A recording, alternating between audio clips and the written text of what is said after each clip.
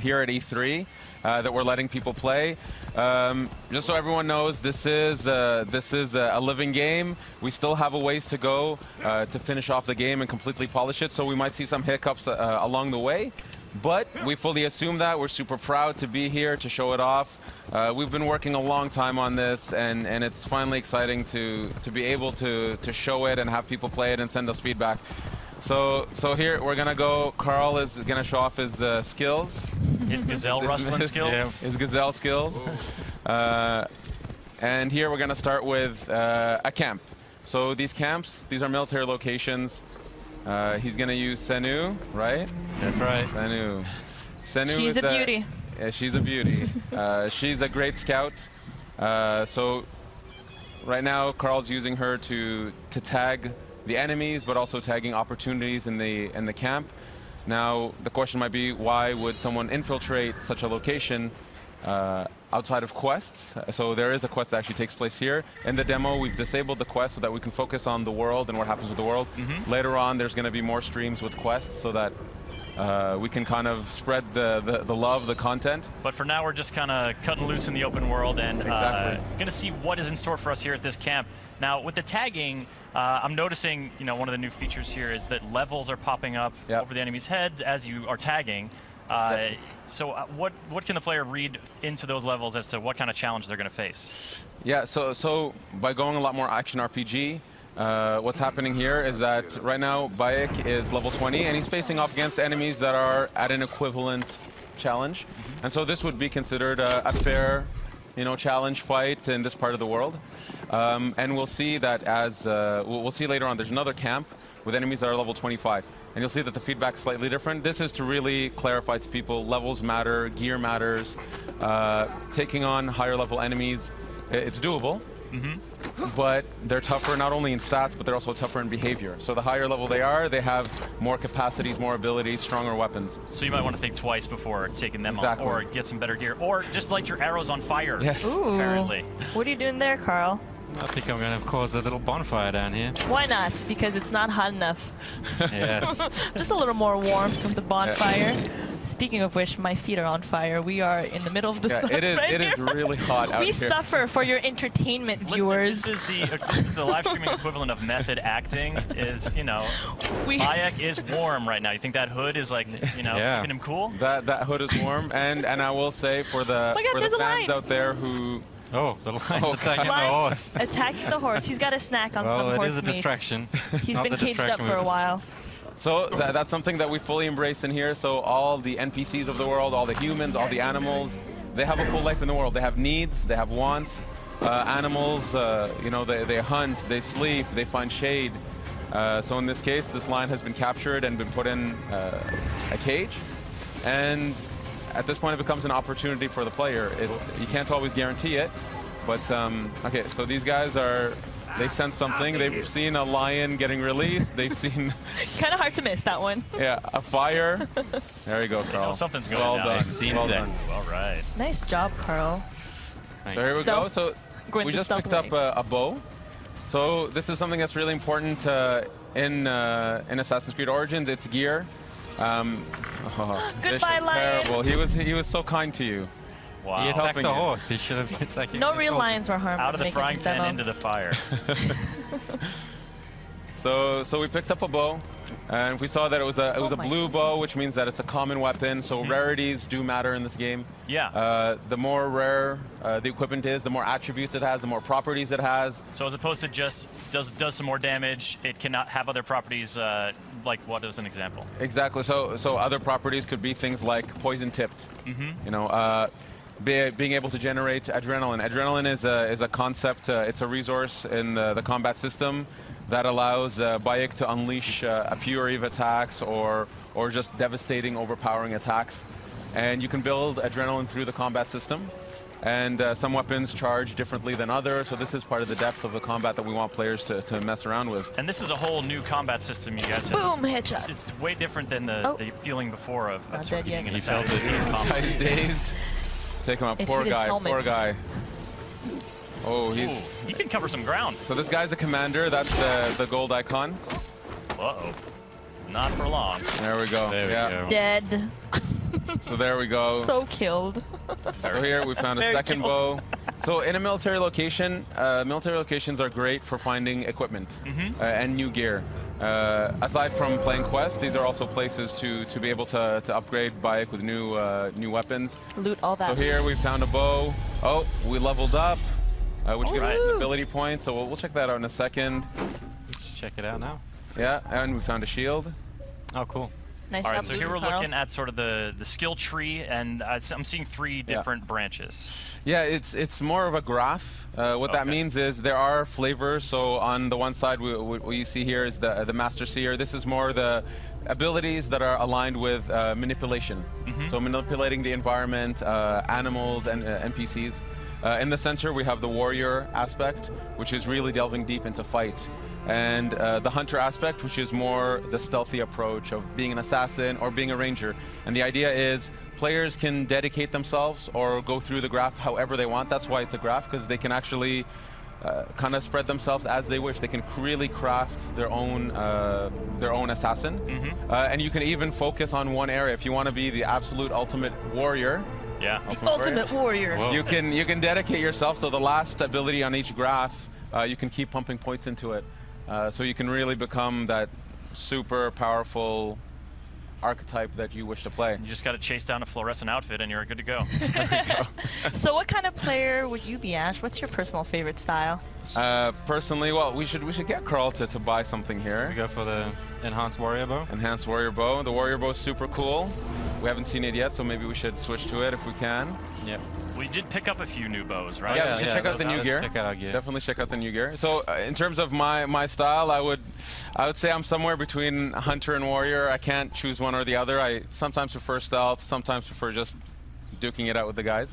That's my style, but that's one thing we wanted to cater to, is that we have a lot of fans who either play stealth or play pure combat. It depends on their mood. We wanted to give them a control over that. Yeah. So here we can see that Carl put on a new bow. You also had a new shield. Put on the shield, put on the shield. New everything. New bow, new shield. Is it really going to be better? Let's have a look. It's way better. So you can wow. see the shield adds to the player's resistance. Okay. So it's quite significant. And we can see it has a property, which is that when you block a hit, you generate adrenaline. So the idea is with gear, you can actually start crafting, again, the way you fight, the way you stealth. We can see the crafting at the bottom there. So just like combat, there's no longer this concept that you can one-shot assassinate just anybody. Enemies that are higher level, you'll do stealth damage. But if you want to one-shot them, be that true lethal assassin, you have to craft better hidden blades. You gotta work hard at it. And now we're going for a little bow ride. Yeah. Yeah, trying to cool down in the sea, which I wish I could do right now, because I am on fire. Pretty hot. So this is the amazing tech Singapore has been working on. The water. I think it's some of the most beautiful water in any game. It's absolutely beautiful. It's completely seamless. We can, at some point, we'll dive underneath. For now, you know, we have an island here. Let's maybe at some point explore the island. Well, this lake is really big. Yeah, can we just get a sort of look at how big this is? So this is one Take of the a look at this lake. Wow. Yeah. I don't know. You can see the draw distance are absolutely stunning. Yeah, this is, for you folks watching, this is running on the Xbox One X. Yeah, it's absolutely beautiful. It's really allowing us to showcase what we can push with our engine, the beauty of the world. We really want to do Egypt justice and show it off, show off our artists, show off our technical people, our programmers who bring this to life. It's gorgeous. So here we can see some boats in the distance. This bigger ship here, there's always opportunities. The world is alive. You know, fishermen are out catching fish. They'll take their goods to shore, to docks, take them to the markets, go home and sleep at night. And there's always opportunities for the player here. All right, out for a little swim. And you mentioned underwater. Let's take a little dive. Okay, Let's take a little dive. Take a look. You know, I There it see is. something dangerous off in the horizon there. Oh, yes. Yes. Oh, what is that? It's a hippo. Oh, man, do we have other He looks pretty creatures? friendly. Let's get closer. See what happens. It's a good idea. Very good idea. Or not. Carl has a great track record with animals, so nothing could go wrong. Yeah. But so You've heard about his stories from Singapore, I say. So here, so this is a location. The reason there's loot here, the question might be, why is there loot here? The reason they're still here is actually this island. It's where the Ptolemies, so the guard force, they use this island as a way to stop, to take a break, to actually refill on some of their stocks. Yeah, and so here we can see there's actually a guard on the other side who's been killed by what? I don't know, but maybe the hippo. Not a hippo. No, he's a good guy. I think we should say hi. Nice dude. He's a nice dude. Oh, I got a spear. You got a spear? Use the spear. Switch to the spear. Okay, let's switch. Yeah, because that's the thing. We've seen sort of that short curved sword in action. The Kopesh, But there is a variety of weapons, and the sort of the reach of the longer weapons is going to affect how you are in combat. Exactly. So we have a ton of types of weapons.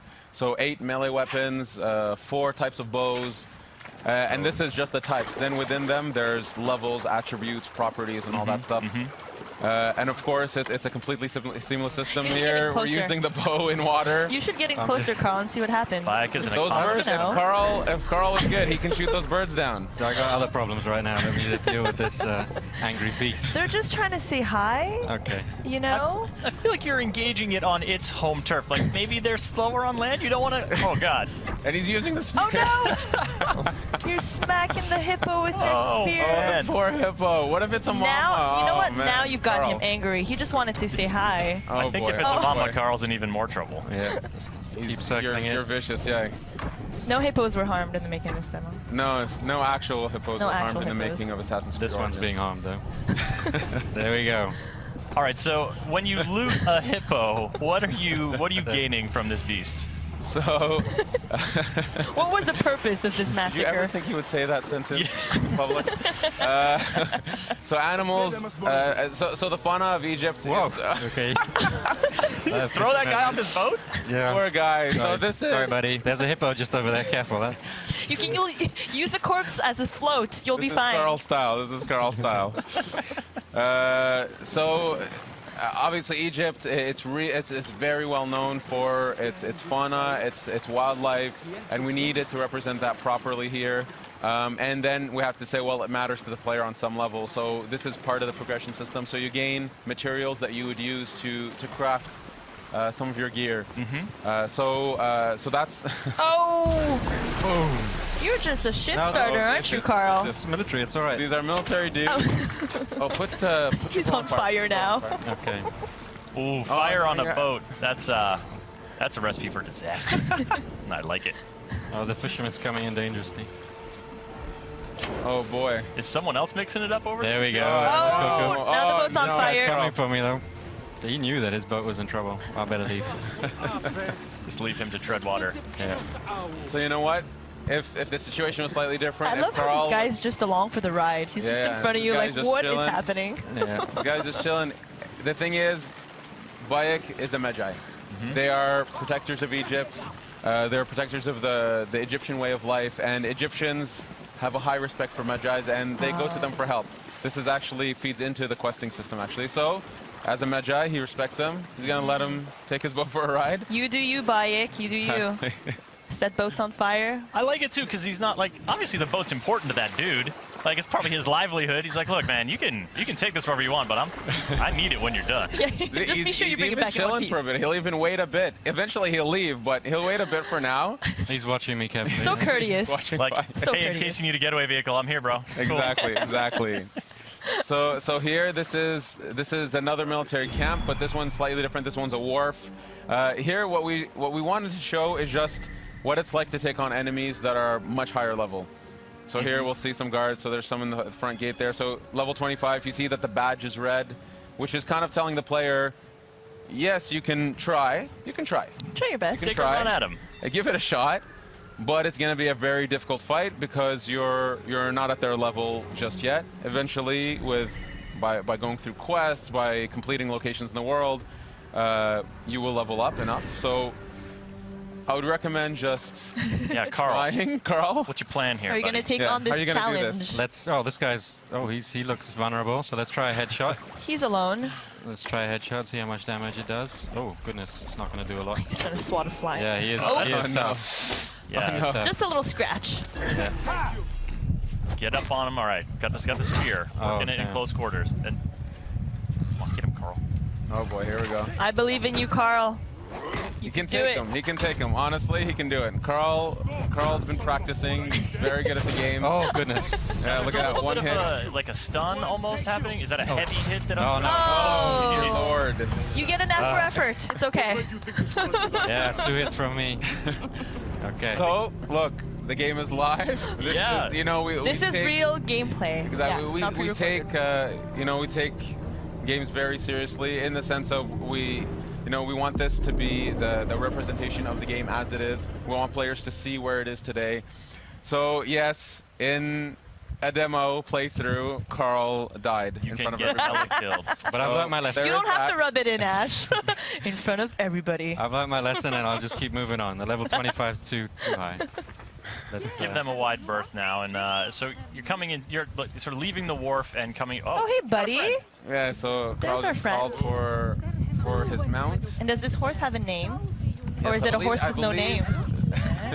I believe this horse is named Amun-Re. Amun-Re. So, he's very handsome. It's a beautiful horse. Yeah. So Senu is our eagle companion. In this case, though, we wanted that mounts was something that the player can actually collect more and more mounts, purchase more and more mounts, and we have many different types of mounts. So there's horses, many types of beautiful horses, but also camels and eventually chariots. Camels. Yeah, and they all have their value, and so you can actually have different types of horses. Senu being the eagle companion that stays with you through the journey. So there we go. So we have this beautiful black horse here. Does the camel have a spit attack? Because I hear they do that. A spit attack, no, but you can rear with the horse. You can rear with the horse. The camel. Get the hooves in there. So we're sort of skirting the shoreline here, and you know, this is. You guys have built, as you were saying in the presentation, this is a country. You know, this is not just one city. So what kind of region are we in? Yeah, actually, before we go in, so here we found Umeria, which is a port village. Actually, maybe I'll ask Carl to go to the map. Sure. You can go to the map just to kind of give a general spacing of the world. So this is the lake that we've seen with Senu. If we keep zooming out. This is the aspect of the demo. The lake is where the demo takes place. Since we were riding a bit north of it earlier, we started around here. Yeah, that's how we unfog the world, by visiting the world. You unfog it, but just to give a breadth of this country that we've built. Oh my goodness. Yeah. Move around just to show it's. Whoa. Yeah. It keeps ginormous. Going. It's absolutely massive. Up to Alexandria in the north. Yeah, Alexandria. Nice. There's the Giza Desert, the Nile Delta. The Giza Plateau, Memphis, the ancient city of Memphis, and it goes on. Then there's Fayum, Crocodilopolis down in the south. Crocodilopolis. Yes.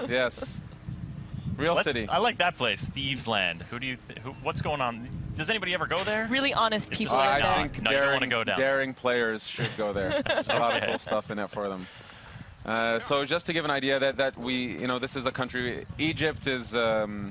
It's such a majestic setting, and we've dreamed of going to this place. And so when we started and we decided we're going to Egypt, we understood that it was going to be a labor of love. It was going to push us to develop new technologies, to build such a crazy big world, and then to even populate the world with all these people that actually have agendas and purpose. For example, these people over here are being attracted by an event, if Carl would look at it. Oh, God. Yeah. Oh, my goodness. Yeah. Oh, Egypt is hard. Egypt, it was a tough life. Let's investigate. Priest, what has the boy done to deserve this? This has nothing to do with you. Back away. The boy will get what he deserves. I serve Sobek. I am a slave. Boy, what are you accused of? I was charged with ferrying 2 gold Sobeks to Crocodilopolis. Just out of port, my ship sank by the lighthouse. I almost drowned. The statues were lost. I didn't steal them. Silence! And you, step back, CHAIRTY. Wait, do not threaten me, Neb. I am a Magi. If the boy speaks the truth, I will find your gold Sobeks. If he lies, he is yours to deal with. So here we got a little bit of a taste of Bayek's personality and his attitude towards these masked priests that abuse their power. And this is a side quest. So our players can expect this type of quality, you know, cinematics, great characters, in the optional content in the side quest. And we have hundreds of stories to tell. Egypt was a really wonderful place. Then we found so much amazing stories that we wanted a way to be able to tell them, and the quest structure allowed us to do that. But again, we're saving the quest stuff for other streams, for YouTubers out there. So so for now, we'll continue with playing through the world. Shenanigans. Yeah, if you folks are just joining us, we're playing Assassin's Creed Origins on the Xbox One X with Ash and Carl from the Assassin's Creed Origins dev team. I'm Chris, this is Hanny, and we'll be doing this for about 10 more minutes, so stick around. We've got plenty of open world stuff to show you and some explorations here as Senu scouts out some more locations. So, she's a good girl. So here, actually, I'm going to ask Carl to not stealth this one. The reason we're showing these different locations, different camps and warps is actually we wanted to show a bit of stealth, we want to show a bit of fight, so I'm going to ask Carl. All right, well, what do we got in our arsenal here? He needs to earn some redemption. Oh, yeah, okay. He needs to this earn time redemption. win this one, Carl. Okay, let's give it a try. For the Okay, here I come, out the bushes. Are you going in with the spear? I'll just shoot him in the chest first to wake him up. Good wake-up call. There we go. Nice. Okay, all right, Nice dodge. Come on, Carl. Redeem yourself. Boom. Nice job so far. At some point, yes. just to show the one more hit and he's dead. the versatility of the fight, you can take out your bow. There we go, dynamically in the fight. And, oh my God, that's, bravo, bravo. All right, now is he close to filling up his adrenaline meter here? Yes. He feels like that might be helpful. It's getting there. It's getting there. I'll try and use it on the big dude. He is humongous. There we go. Okay, just get in there, unleash. There we go. Okay. Oh boy, oh boy. Okay, here we go. We're gonna see Carl. Oh. Oh, yeah. Yes! Nice. Impaled. Very good, very good. That was Oh, you done good, Carl. Oh, no. Through the boy. throat that time. Nice. Nice job, Carl. You killed Thank you, thank you. All right, now give us a little broader context. Who are these dudes that Bayek is dispatching with such panache? So this is we're in the era of the Ptolemies. So these are Ptolemaic guards. They work for the people that Bayek is going after, and when I say going after, effectively Bayek is unraveling a mystery, and he doesn't know who these characters are that he's after, and so he comes to this place. He's actually looking for a contact to gain some info to lead him to eventually his targets, and these are the Ptolemy guards who work for these people. Bayek being an Egyptian, a Medjay, he doesn't have a very good alignment with these people. They represent, they represent really like the evil forces that are destroying his homeland. So anyway, so these are the people he's after. This area of the world, just to say, if we take a look around, yeah, Carl, this is a beautiful shot of the world. Carl, give us a slow pan here. So this is well, actually, there's a reach eye point, so we can get a better view from there. Yeah, so we're gonna do a viewpoint. We'll do the viewpoint. Just for a sec, we're seeing, you know, some serious climbing here, a hallmark of the Assassin's Creed franchise, but that rock didn't have any like obvious handholds on it. Like, what's the approach to climbing in Origins? So the climbing, actually before we synchronize, just to look around. So pretty. So the climbing in Origins, it's so first we've revamped the controls, the fluidity of the character. We've gotten a lot of positive feedback already from the people who've played the build that feel like the assassin is really responsive, listening to them, doing what they want. And we pushed that to the climbing, where we said, you know what, we should be able to climb any surface we want. So we've created a tech for Bayek when he's climbing to be able to put his hands and footholds into crevices and so on any surface. So effectively to be able to climb anywhere. We wanted, you know, as the most seamless experience that we can have. Here you can see the world is absolutely beautiful. See that that distance, that top peak in the distance? You know, we could just go there at some point if we wish to. Swimming, by boat, by camel, whatever. And there's secrets up there for us. There's really I cool love stuff. secrets. There's really cool discoveries to find. Here, why don't we synchronize? So here, the world is, you know, kudos to our artists, our engineers, our technical artists. You know, this world is something. Absolutely, and you know, so synchronizing, you know, historically is sort of a way to learn more about an area, sort of clear the fog from an area. But you mentioned earlier the fog clears by you just traveling through the area. Yeah, exactly. So we wanted to keep the idea of the viewpoints as an homage to the series. Leap of faith, there it is. There it is. There it is. Maybe we can explore a bit, walk through the area a little bit, just to give a flavor of the village life. Villages are great places to pick up quests, to go to shops, and obviously there are many quests inside villages. These are hubs of content. But anyway, so we're in a red zone right now. Carl will now show us the fleeing technology. Yeah, I'd recommend fleeing maybe. Or you can fight. He's feeling strong from his last encounter. Yeah. Yep. He's digging that. Real confidence. Mixing melee and now we're we're busting out the warrior's bow here. That was a skill we unlocked earlier. Oh yeah. Good point. Switch to the warrior bow. So the warrior bow, it's effectively our shotgun bow. He shoots 5 arrows at once. There we go. Oh my God, deadly. Bravo. Beautiful. Very efficient. It shoots 5 arrows at once. So when we talk about attributes and properties, you can actually find bows that you can actually have more arrows on them. You can set them on fire by default. So this compound here, it's actually part of a quest. Don't want to ruin the quest for people, but this is somebody's home that's been, let's say, confiscated, and Bayek will eventually have to help those people. Oh, it's a porcupine. That's that's a lot of arrows, but you can recover. It looks like you're recovering now. Yeah. You can pick up your arrows. And that ranged combat, that focus on sort of, Assassins have had ranged weapons in the past before, but with the bows in Origins, you guys are really trying to expand that. Yeah. It's a full-blown third-person shooter on that element. It's we really wanted that the playstyles we push, so range combat, melee, stealth, that this stuff feels authentic, and if you just want to focus on that the game will fully support it and will go deep into that. So we've really pushed ourselves to develop these gameplays. The shooting feels great. The bows feel amazing. And there's a bunch of bows we haven't shown. There's the Predator bow, which is kind of like a sniper. Can we talk about the cat? There's a little oh my God, there's a cat! This is such a great way to wrap this up. Like we just saw a cat in ancient Egypt. Come on, in ancient guys. Egypt, and you know what? Cats are very important in ancient Egypt. Can you pet it? So here, look. So see, okay, look. So systemically, as I said, animals really live in this world, and so this cat has, for some reason, an affection towards Bayek. He loves you, or she. Or she's sticking around. Reciprocate. Look at she loves them. She loves them. Carl, As I said, we've put a lot of effort on animals and their needs and what they do in the world. Yeah. I love that she appeared near the end of this stream. This is amazing. Fantastic moment. Yes. Cool. Ash, this has been so great, Carl. Thank you for showing off the game. There's a lot more to come.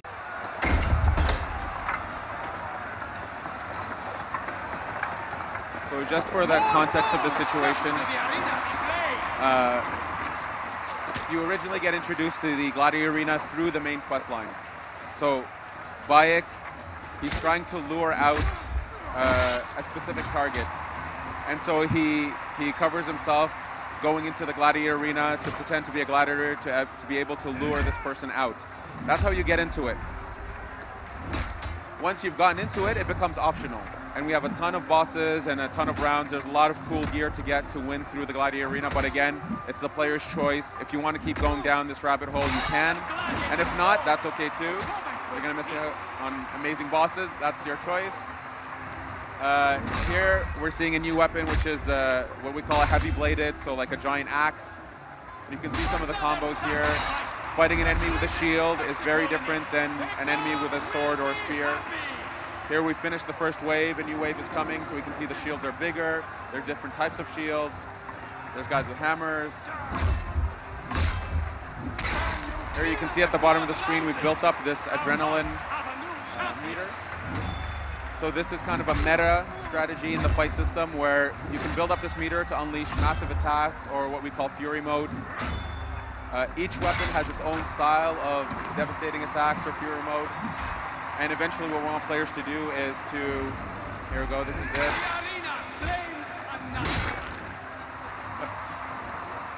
Yes. Round of applause for the team. There we go. See, very poorly timed swings. The person who played this, I don't know. We're gonna talk to him after this. He's standing just off stage. So here we can see two massive dudes. Yeah. This part is hard. Even for me, it's very hard. But you can see, so a little detail. You saw him get knocked to the ground. Things like status effects, like knocked to the ground, stun, breaking open their shields. All of this are properties of weapons, properties of combos and attacks that we want people to learn that depth and master it. And every weapon has its own style. So here we're able to knock him down, which allows us to start unloading. But he still has his shield up. So here we want to play with things like having the guy be committed to a move before going to his back and doing a critical hit. So there we go. So the waves are done. Now it's onto the boss of this area. So we'll let the introduction play. But again, just to repeat, we are introduced to this through the main quest line, and then after this point it becomes an optional piece of content as now Bayek has the right to enter an arena. It's up to the player to continue or not.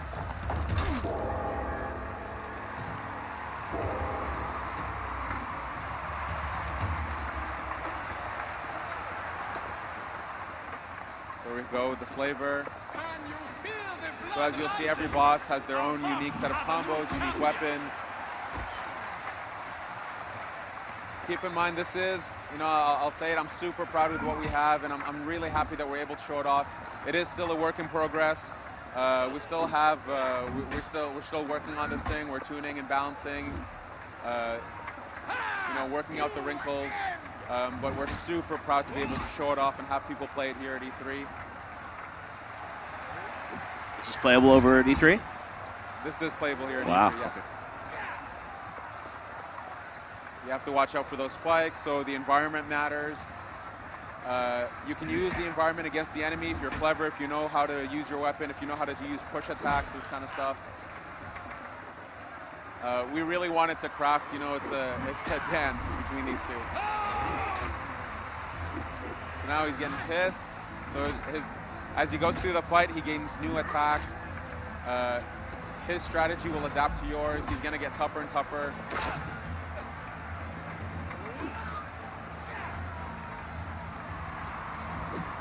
As you can see, he's actually getting faster with his attacks, getting more aggressive.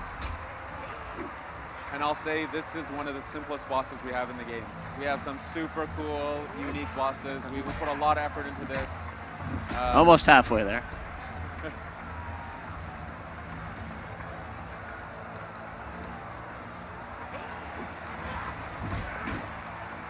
So that's something important that you can do. You can kind of prepare an attack, feint an attack, be able to dodge last second. Hitting an enemy in the back will actually do bonus damage. Hitting an enemy on the ground or getting them on the ground will also do bonus damage.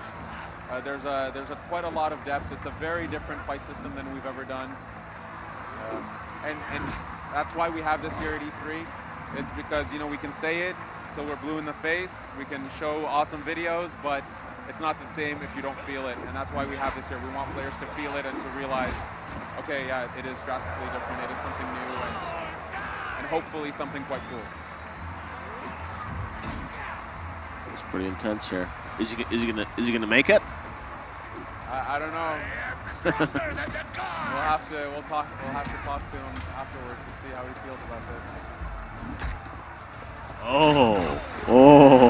Wow, he took like 2.5 bars of damage in like 2 shots. Wow. What a finish. All right. Very impressive. No mercy. No mercy. That's how this crowd. Boo. Man, this crowd is vicious. Wow. We want blood. All right. You did it. So here,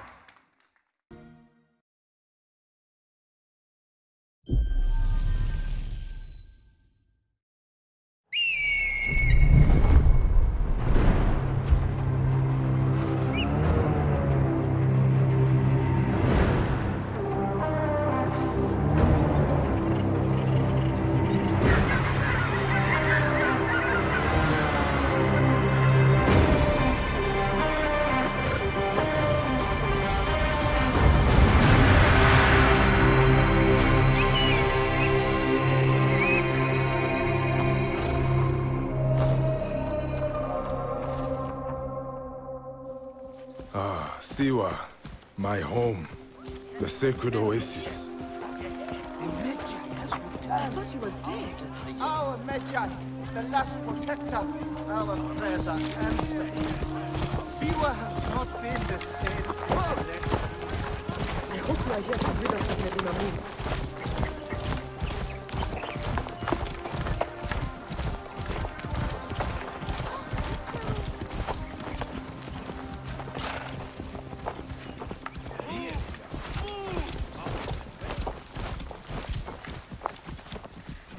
Be my eyes, Senu.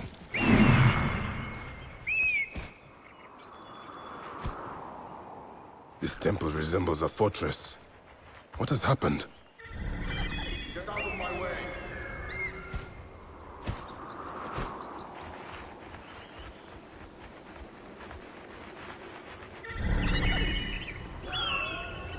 There you are, Medunamon. The next masked one on my list.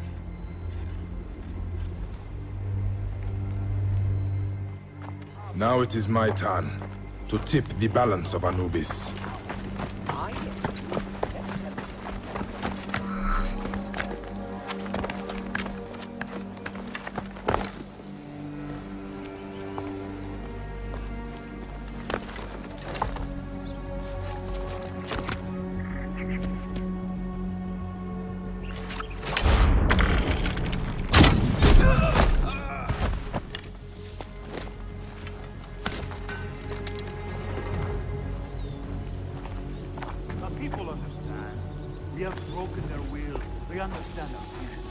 Better be careful here. I should go drop these priests in the desert. Let us stand to take them.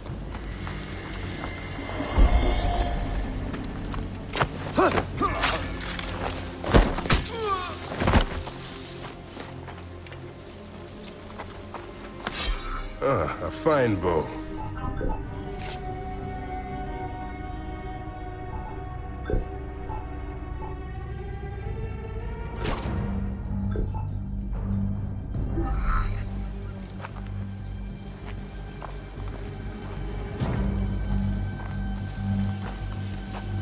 If the people see these dead priests, they will surely revolt. It is too dangerous. I will pass for now.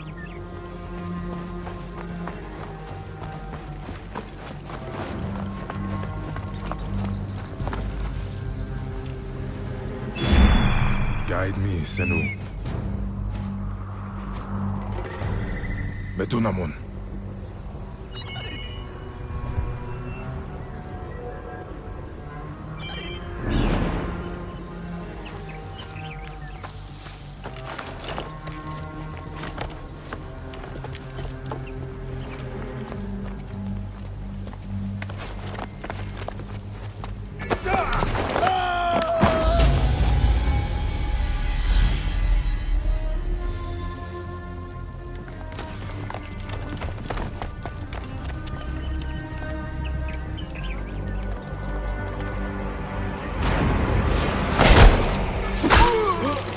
You will die, Medunamon. Die, you bastard! Going to kill you for that! See what is mine!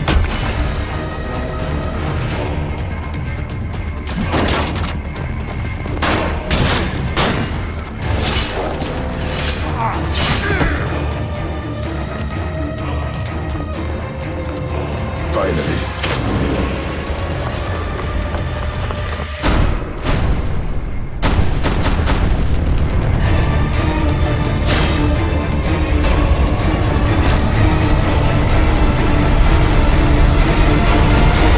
Assassin's Creed Origins. Assassin's Creed Origins has been officially announced. And I'm guessing you want more details? Me too. So I went to Ubisoft Montreal to get them. The Origins team is made up of key members of the crew that brought Assassin's Creed 4 Black Flag to life. And when they set out to make this grand adventure, they knew they needed a setting to match their ambitions. know what we say, history is our playground. Ancient Egypt is a, it's a romantic setting, it's a mystical setting. There's a lot of diversity in the landscape of Egypt, and that's why it's fascinating. And that's why it was also amazing and super inspiring for the team to recreate. Obviously, the first thing that comes to mind is pyramids. We're going to have that into the game. It's a no-brainer. But ancient Egypt is much more than ancient pyramids. So history is like a puzzle, right? My job and the way the team works is really to find out all these small details, this information. So what are the flowers, the trees that were back in Egypt? What were the animals?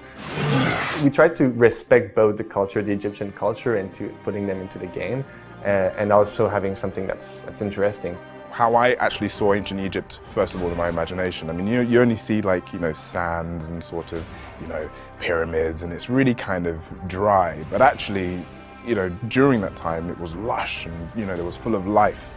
We have now the capacity from a technological standpoint to be able to create a massive countryside. It's not a city, it's a whole country with many cities, many villages, many exotic landscapes. This is why we decided to remove the minimap, which is we want you to enjoy and to actually experience the beautiful world we're bringing to you. You will have to play the game, to put some icons in the game, Also the fact that we have a time of day that is systemic.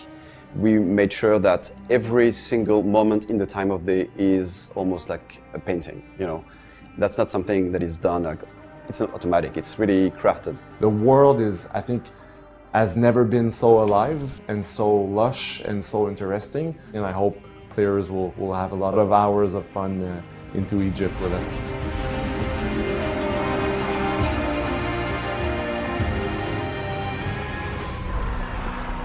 We started by saying we're in Egypt, which meant large landscapes, which meant vehicles like animals, like chariots, camels. All of this, we felt we needed to make sure that all of this worked within the combat system. So naturally, we start talking about range combat, using the bow, using throwable weapons. We allow the fight to be way more responsive, way more dynamic, so that the player can really play the way they want. In previous ACs, when you attack, the hero and the enemy came together, no matter the distance, effectively. This is gone now. Now, all of a sudden, you're spacing in the fight. How many enemies you're fighting, where are they, matters. If you swing in open air, you can. And you could screw yourself over by doing that. In melee combat, we have a lot of different types of weapons. We've got maces, swords, axes, shields. The reach of your weapon matters. The stats of your weapon matter. So you have to really judge your position in the fight, mixed in with the length of your weapon, the speed of your weapon, the positions of the enemies. And in range combat, we have different types of bows. So we have, the most famous one is probably the Predator bow, which is the equivalent of a sniping rifle. We got a bow that has a super high rate of fire. And we have a bow that is the equivalent of a shotgun that shoots 5 arrows at the same time. We have many types of enemies with their own weapon loadout. Their weapon loadout dictates the way they fight. So players will have to learn how does the enemy with the spear and the shield work versus the guy with the huge mace. And reading their behavior in the fight, then asking themselves, what am I comfortable using against these types of enemies in this situation? So it's a much different system than we've had in the past, but it's afforded us really brand new experiences for players that I'm excited for people to try and play and give us feedback on it.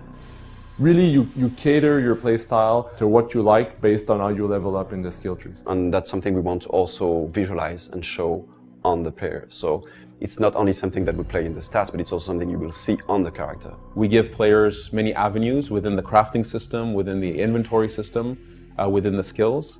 So a concrete output of this means that you cannot assassinate anybody in the game with one shot.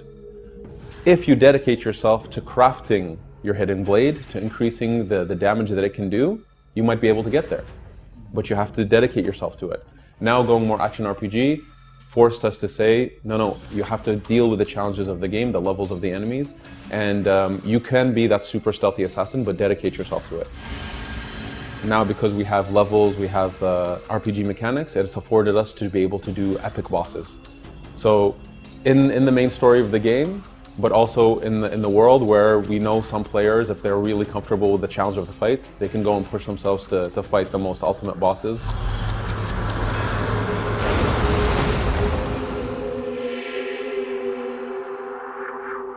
It's a very big world also. So to make sure that the player would be constantly engaged within that world, we created NPCs that have their own agenda. They have their own purpose in the world, so they work, they go back to their home to sleep, and you can help them with the quest system. So you meet them, you talk with them, and they say, hey, I need some help with this. And as a player, you get to make a decision whether or not you want to engage with that specific type of NPC. So I think that's interesting, and that also gives flexibility to explore the world the way you want to and live the story the way you want to as a player. The player, of course, picks up these quests and chooses what they want to work on. Sometimes the quests will intermingle. Sometimes you're in the middle of one quest and you'll see another quest person walking by and you can jump into that.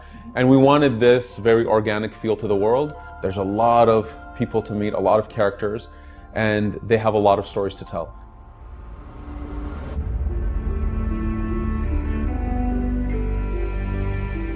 It's not only an origin story, it's also witnessing key moments of the franchise and the reasons why decisions were made. Was it just someone decided, I'm going to put on a hood? No, there's stories behind all of this, and these are the experiences that you explore in the game.